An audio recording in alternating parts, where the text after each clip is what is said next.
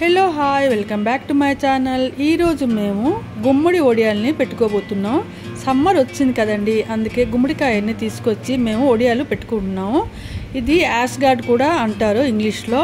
ఈ గుమ్మడికాయని చిన్న చిన్న ముక్కలుగా కట్ చేసుకోవాలి। తొక్క కానీ గింజలు తీసుకొని అవసరం లేదు।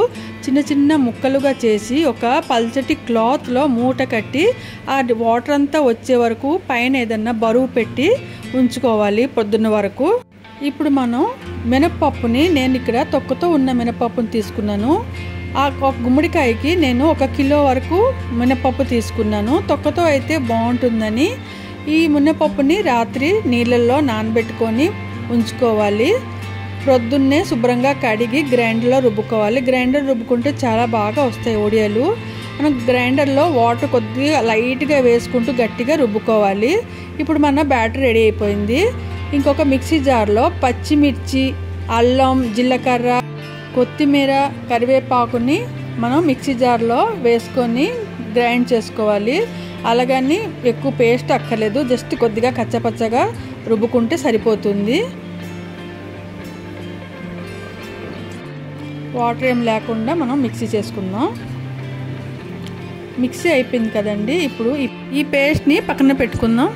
మనం రాత్రి ఆ గుమ్మడికాయ ముక్కలు వాటర్ పోయేంత వరకు పక్కన మూట కట్టి పెట్టుకున్నాం కదా, ఆ ముక్కలన్నీ ఇలాగా మనం తీసుకుందాం। వాటర్ అంతా పోయింది చూడండి।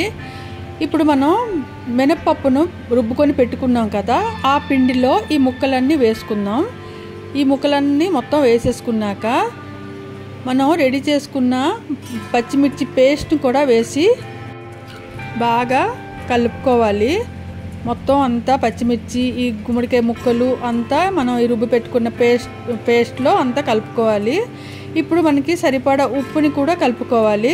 మనకి సరిపోకపోతే మళ్ళీ కొద్దిగా వేసుకోవచ్చు, అందుకనే ఉప్పు చూసుకునేప్పుడు మనం ఉప్పుని యాడ్ చేసుకోవచ్చు। ఇలా బాగా చక్కగా కలుపుకున్నాక ఒక క్లాత్ని తడి చేసి ఆ తడి ఉన్న క్లాత్లో మనం ఇలా వడియాలు పెట్టుకోవచ్చు। ఎలాగైనా పెట్టుకోవచ్చు, కొంచెం పెద్దగా అయినా చిన్నగా అయినా మన ఇష్టం। ఇలా చక్కగా మనం రౌండ్ అక్కర్లేదండి, మనకు ఎలా ఉన్నా అలా పెట్టేసుకోవచ్చు, ఏం ప్రాబ్లం లేదు। అలా అన్నీ చక్కగా మనం వడియాలు పెట్టుకుందాం।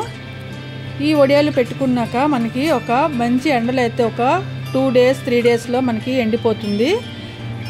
ఒకసారి ఎండాక అలా మెల్లగా తీసి క్లాత్ నుంచి మళ్ళీ రివర్స్లో మళ్ళీ ఎండలో పెట్టుకోవాలి। ఈ వడియాల్ని మనం సాంబార్ కానీ రసం కానీ చేసుకున్నప్పుడు ఆయిల్లో ఫ్రై చేసుకుని తింటే చాలా బాగుంటుంది క్రిస్పీగా। నా వీడియోస్ కనుక మీకు నచ్చినట్లయితే please like, share and subscribe.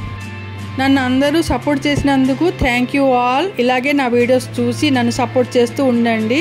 Bye.